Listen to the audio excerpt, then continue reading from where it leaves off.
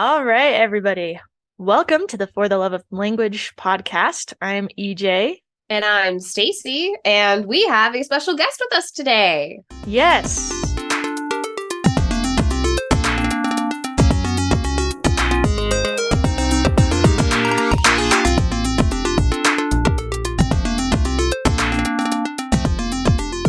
My good friend Ashley Tello is here with us today.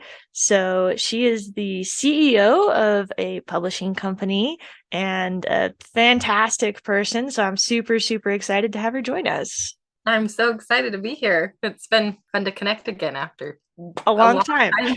Yeah, Ashley and I met in college through a mutual friend, and so it's always really, really fun to catch up. And I'm always excited to see what fantastic things my friends are working on now. So super cool. So let's start out. Just give us the elevator pitch for your publishing company. Yeah, so my company is Tello Publishing, and we do both content marketing and book publishing. And I focus a lot on business owners and nonfiction type authors who also have a website, and how the book and the website help support each other. And so you can advertise your book on your website, and you can lead people through the funnel to your website to, hire you for your consulting services or whatever it might be with your book. And so establishing yourself as an authority through your book and getting people's confidence and showing to people your expertise so that they trust you and are willing to then look into what you do as a business owner. Right. So it's not just the publishing process itself that you're helping people with, but it's like the confidence, the marketing, the getting the story out there, getting the website up, like the whole shebang. Yeah. Well, and so I have what's called my 5 phases of profitable publishing.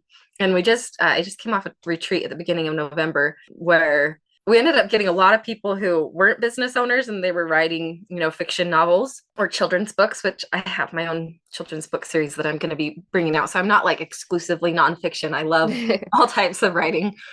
But the idea behind it is to help entrepreneurs become authors and authors become entrepreneurs, because there's this business mindset that you have to have with becoming an author that a lot of authors don't realize they need. Yeah. And so it's helping them see, like, yeah, you wrote the book. That's just phase 1.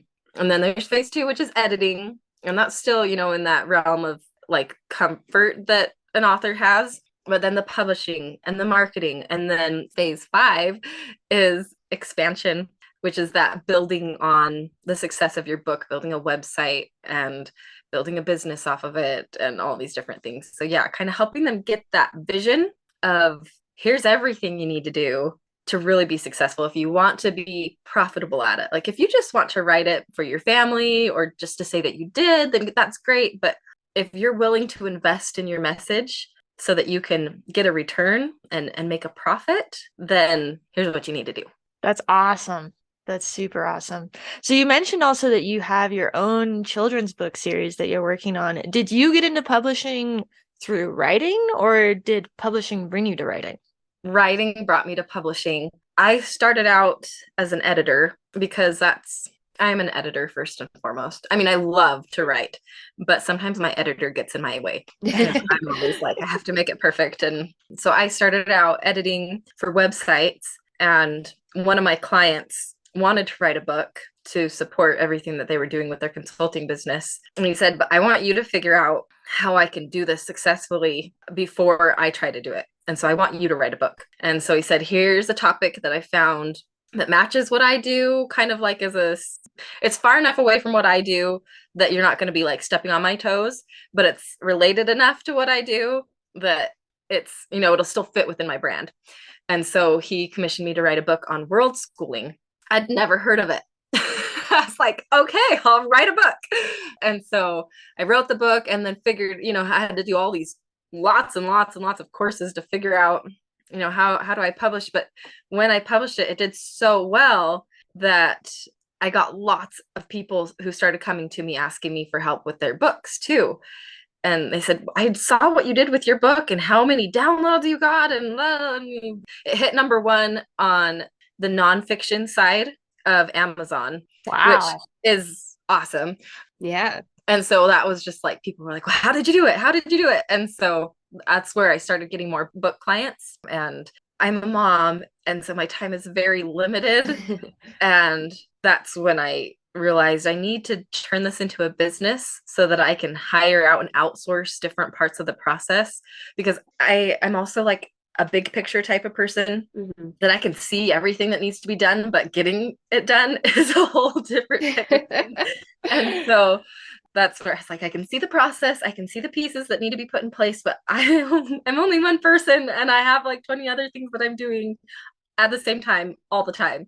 And so I started building out, a team and people who are experts, because I had learned the whole process with my first book. I'd kind of learned everything, but I am not the expert at, formatting a book. I formatted a book, but I'm not the expert at formatting a book. Right. So, yeah. All those little pieces, and I don't like social media. I don't like, it's just not my thing. And so I've outsourced that to somebody who's really, really good at it. And and so just getting that business mindset that I'm always trying to get my authors to understand as well, to put that in place, to outsource things and build up more of a business, so it's not just a one-man show or a one-woman show. Wow. That's incredibly impressive. Like, that It really story is, I feel like it could be a movie. Oh, thanks. I don't know, like, even if you're not an expert in those things, in order to like do it and get that much success the first time around, I feel like you have to put a lot of effort and learning and time into it. Yeah, well, and it was nice that my client was paying for me to learn all those things. Yeah, that definitely is nice. I'm sure not everybody has those opportunities. Yeah. And there were parts of it where I was like so passionate about learning it that I was like, I'm not even going to charge him for these like hours and hours that I'm putting in to learn this stuff, because I just like, I've always wanted to write books since I was little. I thought that being an author was the coolest job, because they got to study all sorts of things and they had to research stuff to be able to write about it. And I've always wanted to just learn all the things. And so being an author really appealed to me. And that's also like, I love history, but it's because as you're studying history, you get to learn about the history of science and the history of, countries, and the history of this and the history of that. And so you get to learn all the things. So I'm just kind of like I want to learn as much as I can. And so writing has been a great way for me to do that, because I get to work with clients who know all sorts of amazing things, and I get to research all sorts of amazing things. And so, yeah, That's really trying awesome. to like find your happy place. Yeah. No, that's super cool. Since you do kind of have some like experience, we've had a previous guest on our podcast who wrote like historical fiction. What would you say is kind of like the difference in approaching like nonfiction writing versus like historical fiction or fantasy or other genres? That's a really good question. So one of the keynote speaker at our retreat, her publisher asked her to write historical fiction, and she's like, I've never even read historical fiction. And so she was explaining the process to me. There's a lot of research that goes into it. She's like, I have books and books and like stacks and stacks of books about dresses from that period, just so that I can describe the dress. And Yeah. but between fiction and nonfiction, with fiction, you have what are called the pantsers versus the planners. That and I've even had this, I've helped clients with fiction books where I was just going in to edit and we needed to fix this scene. And so I'd go in and I'd, start working on it. I'd go back to the client and say, you would not believe what the characters did when I was editing.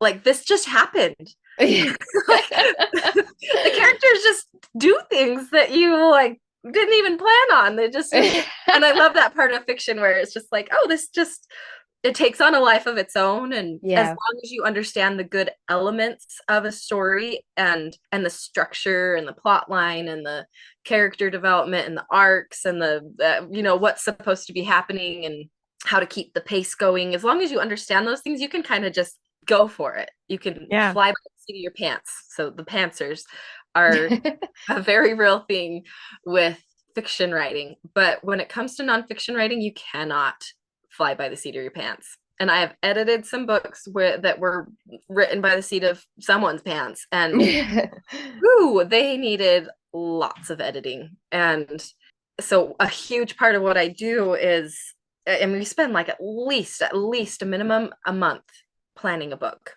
going through, and I have, this whole system of outlining, of figuring out the skeleton framework of your book and slowly filling in more and more and more detail. But like I had one book where they didn't even have a thesis. They had an entire book with no thesis. And I was like, that's the very first thing. Like, you have to know what it is you're saying and what you want your reader to know and feel and do, because they've read your book, and what's the overarching message, and how do you tie. It's like writing a persuasive essay. Like, how do you tie everything back to that thesis statement? And so I've found with a lot of nonfiction authors, they have so many stories and experiences and principles that they want to share. And we all have a book, at least a book inside of us, but most of us have like dozens of books that we could write. And a lot of people will get into that planning part of the process and be like, whoa, I have so many books I need to read. I thought this was just one. Like, no, there's so much that you can say. And so figuring out, what do I say in this book, and who's my reader, and what are my goals, and what do I want them to do, and what do I want the book to do for me, and just, figuring out all the little, there's so much that happens before you even start writing. Right. Yeah. Especially with nonfiction. So I think that's one of the big differences. I have so much respect for the people who spend the time planning that out. I have a couple authors in my family, but the most that I've done is NaNoWriMo. I don't know. Have you ever done Nano? I haven't. So NaNoWriMo is National Novel Writing Month, and it's like every November, the challenge is to write 50,000 words in a single month, which is like the length of a novel. Jeez. And when I did it the first time when I was in like 11th grade. And I'm very much into like kind of medieval fantasy worlds, Tamara Pierce, Lioness series is my jam. But about 7 or 8 pages into my personal story, I got like fed up and killed off the main character. Oh no. So I did not plan. I was very much the pantser. And yeah, I have so much respect for people who can like actually create a whole cohesive, story and bring something together that people really want to read. That's so cool. Yeah, I admire the people who write fiction, and I can edit fiction, but I don't know if I could write it. Honestly, I'm in the same boat, because, being a graduate student, I've written far more like academic articles than any sort of fiction. Like, I probably wrote a couple short stories in high school, and like that was it. So I'm very much like, you can just pull a story out of your butt and like make it come to life. That's beautiful. I have to like bash my head against a wall for months trying to like get a good idea and bring it together in a cohesive manner. Yeah, yep. That's so cool. Well, you mentioned this writing retreat that recently happened. Could you tell us a little bit about that? Yeah, I've had so many clients come to me over the years where I didn't have my website up yet. And this is my thing, is I help people create their websites and put the content on their websites. And I didn't have my own. I was like, I've got to get my website up. And I finally got it up, but I'm still building out the content. And so I've had clients come to me that I can see the vision. I can see these 5 phases, but I haven't been able to really share it. And I try to, but without having that platform of your website or whatever it might be, it's harder to show people the vision if you can't actually visually show them. And so I thought, as I'm working on my systems and writing up this content, I can simultaneously prepare this retreat so that the people who want to, jump right in and get the full vision can get it. And I had planned in time to also write and, have time off to not just be learning the whole time. But we got into it, and there was just so much content to go over that we would get to the point where we needed to break and go, have time alone to write or whatever it might be. But we hadn't finished all of the presentations. And so I'd ask everybody at the retreat, like, what do you want to do? Like, keep talking, keep giving us information. Like, we want the value, we want the content. And so we basically just went like from sun up to sundown, just talking about the 5 phases of profitable publishing. And they were so all the attendees were just so nice about it because they appreciated it. And I was like, that's a good, that's validation for me that this is valuable for authors to understand all of this process. That's so cool. Now I'm planning on turning that into an online course so that I can show people the 5 phases from the comfort of their own home. And then when they come to a retreat, we can just write and edit and work on publishing and marketing plans and figure out, have one-on-ones with business coaches to help them with their expansion and getting speaking gigs and things like that, so that it's more of an action type thing rather than come and sit and listen. Right. Yeah. Because you can sit and listen from your couch. So I'm working on launching an online course to walk people through those 5 phases of profitable publishing. And then the retreats will be more action-based in the future. That's awesome. I'm curious. Could you share with us a little bit of like what kind of areas of nonfiction you've helped publish? Like what kinds of people and businesses do you like work with? What stories have you told? Yeah, that'd be great. Because my background is in international relations, I gravitate towards international type of things. And so I've helped people who do international business, international investment, taxes and immigration, and then more locally, like real estate investing, also international real estate investing, but local real estate investing.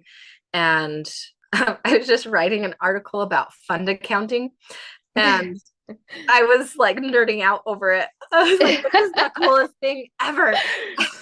I went and told my 7-year-old about it as I was tucking into bed. He's like, what have you been working on today? I was like, I've been learning about fund accounting. And they're like, what's money?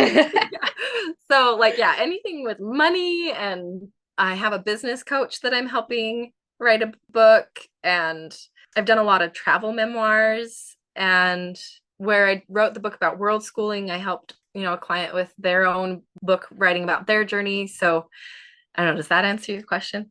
Yeah, no, that's awesome. And those are definitely areas where, people need content about, because the economy is the most confusing thing under the sun to us normal folks who are not in like finance in any way. It's just like, money is, I give money and I get stuff, and it's like, no, that's not always how things work. No, it's so fun. And I just helped a client publish a book on, he talked about, it was like politics and macroeconomics and education and like a bunch of different topics, but how they were all related and kind of this interesting overview of it. And I don't always work on every project that comes into the business, but when his came in, I contacted him and I was like, I want to personally work on your book because these are the topics that I like.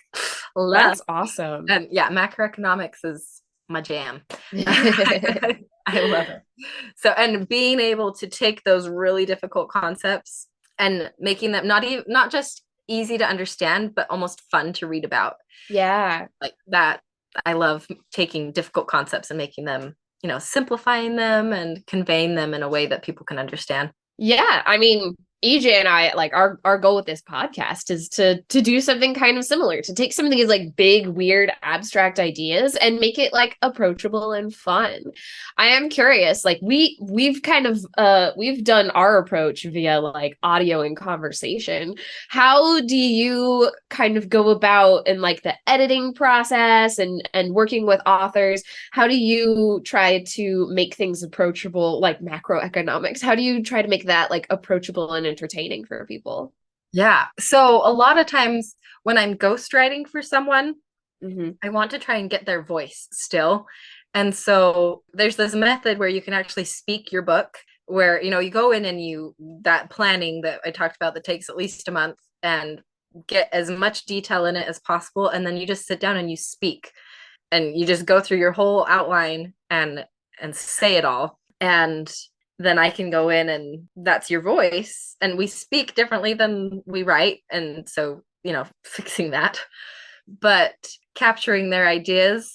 And then in that outlining process, working in stories and the way, like things that people remember, and, a teaching approach, and the voice needs to be like, my friend just posted something the other day from how to win friends and influence people. He talked about he's looked at thousands of manuscripts, or it was a friend who had looked at thousands of manuscripts and knew how to, after reading just a few pages of a book, which ones to reject.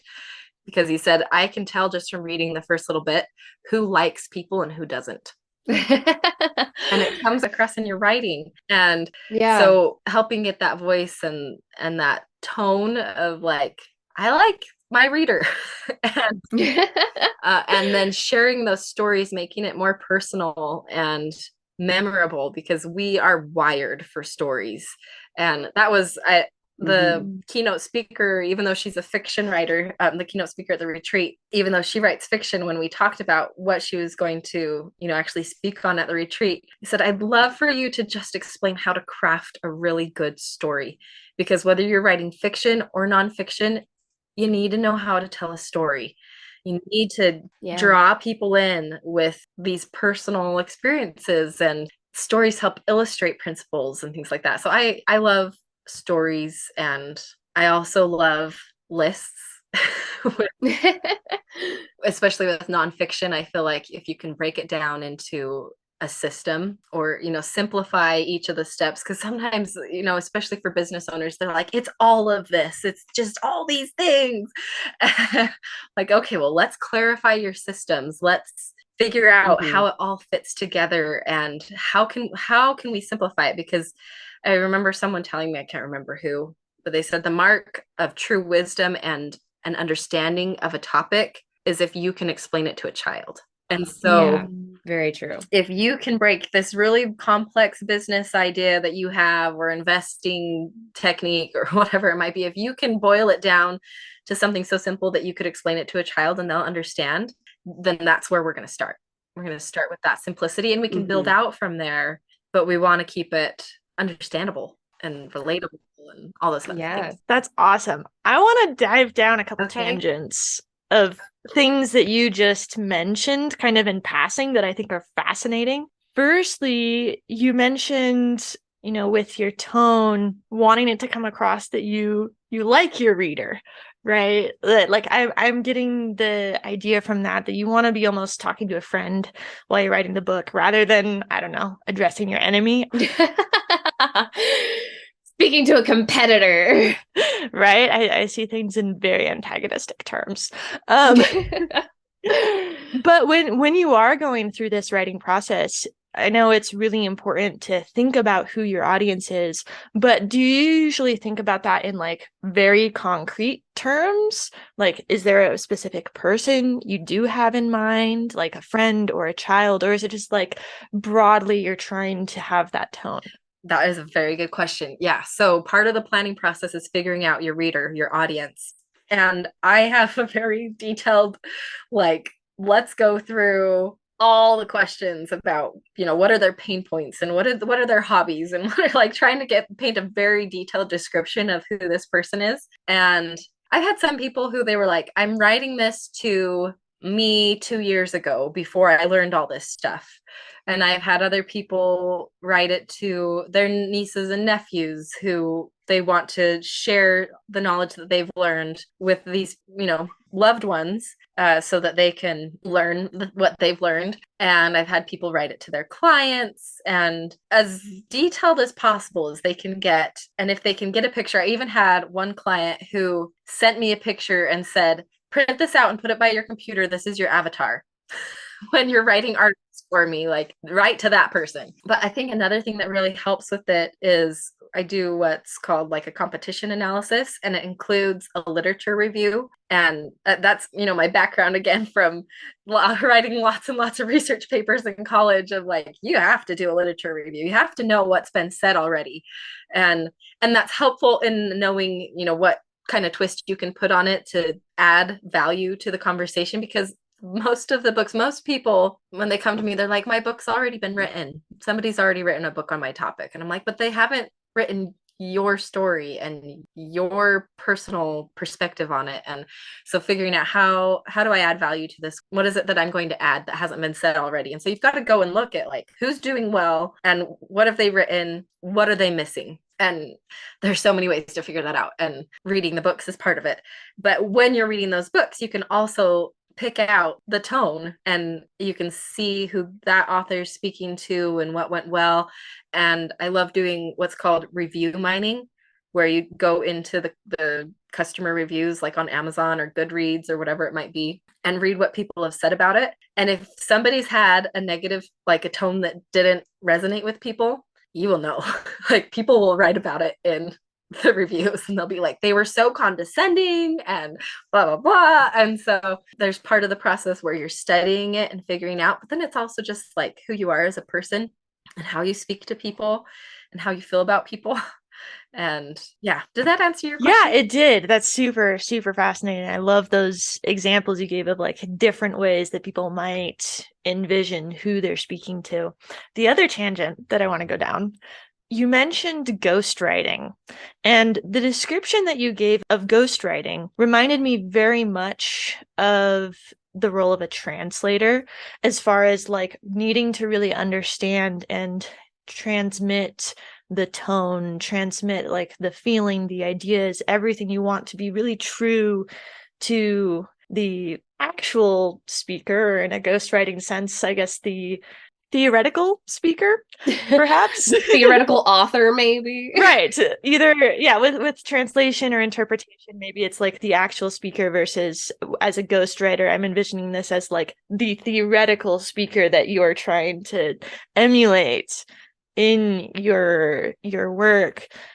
I'm just curious about that ghostwriting process and like how you get into the mind of the theoretical author that you're ghostwriting for. Yeah, that's a really good question. Well, and it takes a lot of work to be a good ghostwriter, because it can be really tempting to just put your own voice into it. But I've gotten to the point where I'm like, I've forgotten what my own voice is. Like, I have to do writing on my own to be like, oh yeah, this is what I sound like. So with ghostwriting, I try to get as much from them as possible so that I know what their ideas are. But then if there are things that I'm adding in, if I don't know the person as well, like I've had one client who, we worked together for 6 years, and by the end of it, I didn't even have to talk to him. I just wrote as if I were him, because he knew exactly what to say and how to say it. And it was just, I had just been writing as if I were him for so long that it just became second nature. But when it's a newer author, getting as much content as you can from them, talking to them, interacting with them, seeing their mannerisms and things like that, and then making it a very collaborative process of, if I've written something that doesn't come from what they, the input that they'd given, I will ask them, is this something that you would say? Does this fit your message? And one example, I had a client who I was helping them with their website and doing the content for their website, and I just had a baby. And so he's like, I know that you are like busy being a new mother, and so I'm going to have somebody else do my book. And a few months went by, and he came back to me and he was like, can you just do a manuscript review for me and see what this, and it was somebody who had worked for Simon and Schuster. And so, they had really good credentials, and he let me read through the manuscript and what this editor had done and ghostwriter. I felt so bad, because not only had they not fixed the problems in the book, but they had created more problems because they were saying things that didn't sound like him, and two, went completely against the entire message of his book. I was like, who is this guy? Like, what is he doing? Like, I felt like that was ethically wrong, to take somebody's money and ruin their book. Like, oh, I was so bad. I was mad. But so we would go through, and so he fired the other guy and hired me to do his book, now that I had had a few months of being with my newborn. And I would go through and, I would be asking him about things that I was adding, like, does this sound like you? Is this, in line with your message? And then I'd get to a part of the book and I'd be like, this sounds totally opposite of you. And this goes against the point that you were just making. He was like, oh, that was my old editor. And he wouldn't even have to tell me. I would just find it. You could completely separate who was writing in which part of the book. And afterwards he was like, that was really impressive that you could do that. I was like, well, when you have a voice and it's a really clear voice and you have a message that you're trying to say, it's pretty easy to notice when somebody, it almost felt like the person disagreed with his message and was writing the complete opposite just to spite him. Oh, interesting. It's terrible. Yeah, it was bad. So yeah, you kind of have to put your ego to the side as a ghostwriter and really feel invested in their message. Yeah, it honestly sounds a little bit as if you're like an actor. Like I used to be in the performing world and I know people who still are, that ghostwriting of like, taking on another person's voice, another person's message. That sounds very much like something an actor would do. And I think that's honestly really fascinating and really telling of like good literature of any kind is really supposed to like reflect an actual person. And that kind of goes back to something that you said of like talking to someone or speaking your book, of like in the end it does come back to the person and how they actually speak and how, you know, a story kind of comes out of like how a person would like talk. And so I love that aspect of writing, and I'm so glad to like hear that there are people in the writing world who appreciate the like nuance of, yeah, no, your voice, the way that you speak, the way that you act is so important and it informs your writing, and people can see that in your writing. And I think that just, you know, solidifies to me of how like human writing is. Yes, it's so human. Yeah, and I feel like ghostwriting as well, it seems like just such an understated profession. Like I feel like a lot of people don't actually understand the effort and the skill that's needed to go into that. So I'm really glad that we did dive into that topic a little bit. Yeah, honestly, me too. It seems like a very rich and interesting profession that doesn't get a lot of glory as other professions where you're taking on someone's voice. Yeah, it's fun. I feel like part of me goes out with every book if I've ghostwritten in it. I don't want to call it a gift, but I've learned a skill over the years of being able to understand what it is that people want to say and then helping them say it. And I love the process of taking an idea that's in someone's mind and making it even clearer on the page than it ever was in their head. And so I love, because I'm just one voice and I have my ideas and my books that I want to write, but I also feel that as a ghostwriter and as an editor and everything that I do with my business, I get to magnify other people's voices in a way that they could never do on their own. And there are all these amazing things that people have to share and these stories that are inside of them that can bless so many people's lives. And I get to help make that happen. And so I always feel kind of personally invested in these messages when they go out, not just because I got to help write them, but also because it wouldn't have been as powerful without, you know, my touch on it. Yeah. And it's absolutely a talent and a skill to have. There are not many people in the world who are kind of like able to see from not only like another perspective, but like dozens, potentially hundreds of other perspectives, and be able to kind of like communicate through those perspectives. Yeah. Well, I feel like I have 100 more questions that I would love to just dive into with you. We might have to bring you on for a follow-up episode. We might. But before we do wrap up here, is there anything else that you would like to share about, you know, about your publishing company, about anything that you're doing?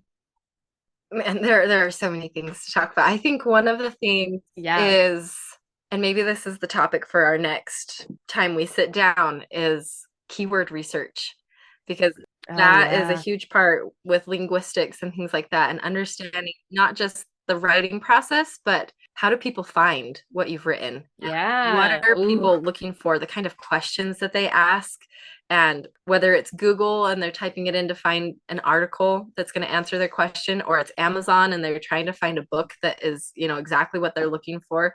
How do those words come about? What are those phrases? And I find it fascinating doing keyword research. I think it's one of the, again, kind of people don't think about it type of thing. Yeah, it's an understated profession. Yeah, understated profession. That's what you said before.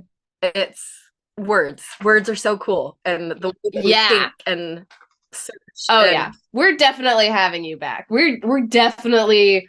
It's going on the list where it's already scheduled on the books. I would love to have you back to talk about keyword research because wow, yes, 100%, 100%. Well, in the meantime, if our listeners want to find you, where should they go? You can go to my website. It's dayteyopublishing.com. And we're also on social media, and I could send you the links to those. Awesome. Yeah, we'll plug them in. We'll plug them in the episode description. Yeah. But yeah, Tello is like hello, but with a T. So Tello. And so dayteyopublishing.com. Awesome. Fantastic. Thank you so much. It's been a joy to hear about your publishing, treat. Your business. Like, it has been really wonderful having you on here. So thank you so much for joining us. We will put your link in our podcast description here. And yeah, we'll definitely hope to have you on again in the future.